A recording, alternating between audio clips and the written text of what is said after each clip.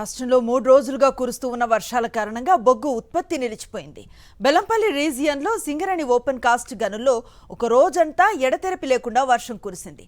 దీని కారణంగా శ్రీరాంపూర్ ఏరియాలో ఎస్ఆర్పి, ఇందారం, మందిమరి ఏరియాల్లో కళ్యాణి ఖని ఓసీపీ, బెల్లంపల్లి ఏరియాలో ఖైరీగూడ ఓసీపీలలో బొగ్గు ఉత్పత్తి, మట్టి వెలికితీత పనులు పూర్తిగా ఆగిపోయాయి.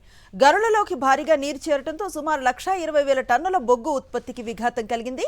నిలువ ఉన్న బొగ్గును చిన్న చిన్న కంపెనీలకు సింగరేణి అధికారులు తరలిస్తున్నారు.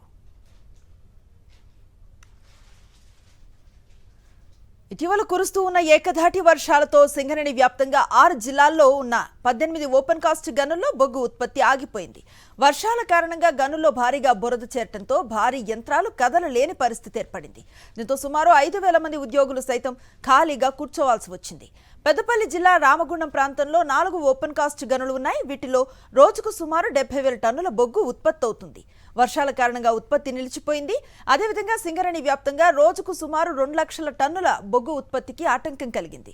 పూర్తి స్థాయిలో వర్షం తగ్గితేనే ప్రాజెక్టుల్లో యథావిధిగా పనులు కొనసాగే పరిస్థితులు కనిపిస్తున్నాయి. చిన్న చిన్న పరిశ్రమలకు నిల్వ ఉన్న బొగ్గును రవాణా చేస్తున్నారు.